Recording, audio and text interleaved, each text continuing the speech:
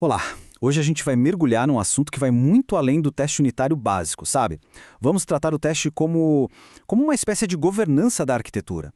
A ideia é descobrir essa orquestra invisível que, no fim das contas, mantém a integridade de um sistema inteiro. Achar que só teste unitário resolve tudo é mais ou menos como julgar uma sinfonia inteira só porque os violinos estão afinados. É uma visão muito limitada. Para entender a saúde de uma arquitetura complexa de verdade, a gente precisa ouvir a orquestra toda e não só um instrumento. Então, vamos começar com uma pergunta que vai guiar toda a nossa conversa. E se os testes não fossem só uma ferramentazinha de verificação? E se eles fossem, na verdade, o sistema nervoso da arquitetura? Um componente vivo, ativo, que sente e reage a qualquer problema. Ok, esse aqui é o nosso roteiro. A gente começa com a orquestra invisível, passa pelo DNA da arquitetura, pelo campo de batalha da integração, depois, o espelho do usuário, um teste de sobrevivência para o código e, no final, a gente junta tudo para entender o que é o sistema imunológico da arquitetura. Vamos lá! Bom, começando pela nossa orquestra. Pensa só. Num software, cada componente pode até tocar sua parte de forma perfeita, mas se eles não estiverem em harmonia, o resultado é o caos. O ponto aqui não é só afinar cada instrumento, e sim garantir que a orquestra inteira está seguindo a mesma partitura. É sobre levar o propósito dos testes, sabe? Transformar eles de simples verificações em uma governança arquitetural de verdade. Nossa primeira parada é no teste de contrato. A gente pode pensar nisso como se fosse uma verificação do DNA da arquitetura, garantindo que as diferentes partes do sistema falam a mesma língua e conseguem se comunicar sem problemas. Mas o que é exatamente um teste de contrato? É um teste que verifica se duas partes separadas do sistema são compatíveis. Ele não está nem aí para a lógica interna de cada uma. O que importa é se elas respeitam um DNA que foi combinado, os formatos dos dados, os tipos, as obrigações que uma tem com a outra.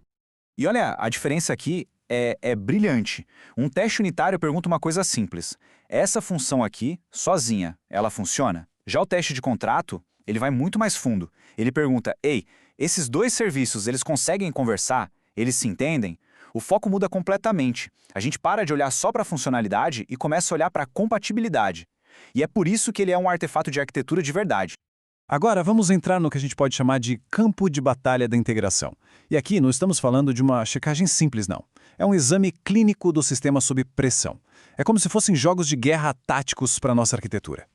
Um teste de integração esperto não testa só o caminho feliz, ele vai direto nos pontos de tensão. Em vez de testar o sucesso, ele simula o que acontece quando um job falha, provoca inconsistência entre o cache e o banco, desafia as transações distribuídas.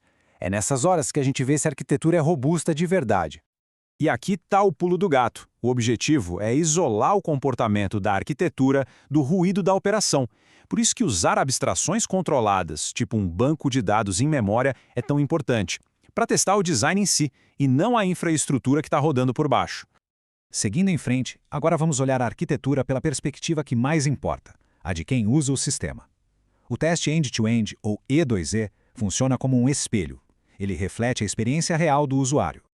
A grande sacada do teste E2E é que ele não enxerga só código ou camadas isoladas. Ele enxerga o que a gente chama de fluxos de valor. Ele valida se a arquitetura inteira consegue orquestrar uma jornada completa, como um processo de compra do começo ao fim, entregando o valor que foi prometido. Mas muito cuidado aqui. Teste E2E exige uma disciplina quase cirúrgica. O foco tem que ser só nos cenários de negócio mais críticos. Tem que rodar com paralelização inteligente, monitorar performance. Usar demais não é estratégia, é um atalho para o caos. E agora a gente chega no conceito mais avançado de todos, o teste de mutação. Pensa nele como um ataque simulado para provar a robustez não do código, mas da própria suíte de testes. É o teste de sobrevivência do código.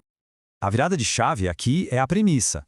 Testes normais partem do princípio que o código está correto, certo? O teste de mutação faz exatamente o oposto. Ele assume que o código está errado e desafia os testes a encontrarem o problema.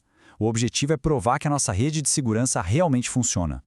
O processo por trás disso é fascinante, de verdade. Primeiro, uma ferramenta cria mutantes, alterando o código de forma bem sutil e automática. Depois, a nossa suíte de testes de sempre roda em cima dessa versão mutante.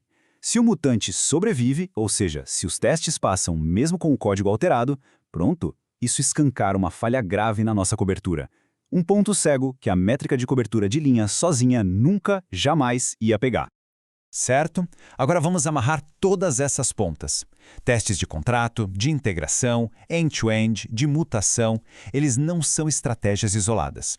Juntos, eles formam uma coisa muito, mas muito mais poderosa: o sistema imunológico da arquitetura. Essa abordagem completa transforma os testes. Deixa de ser uma tarefa de QA para virar um mecanismo de governança arquitetural. Eles ajudam a prevenir desvios de domínio, detectam acoplamentos que estavam escondidos, validam as decisões de design conforme o tempo passa e, o mais importante de tudo, garantem que a intenção original do sistema continue viva. No fim das contas, o que se cria é um mecanismo de defesa que é invisível, ágil e até agressivo para proteger a saúde do sistema. É um sistema imunológico de verdade, que combate os problemas antes que eles virem doenças fatais. E isso tudo nos leva a uma última pergunta, uma provocação. Olhando para os projetos nos quais a gente trabalha, essa arquitetura tem mesmo um sistema imunológico? Ou será que ela está vulnerável, só esperando o próximo problema aparecer? Fica aí a reflexão.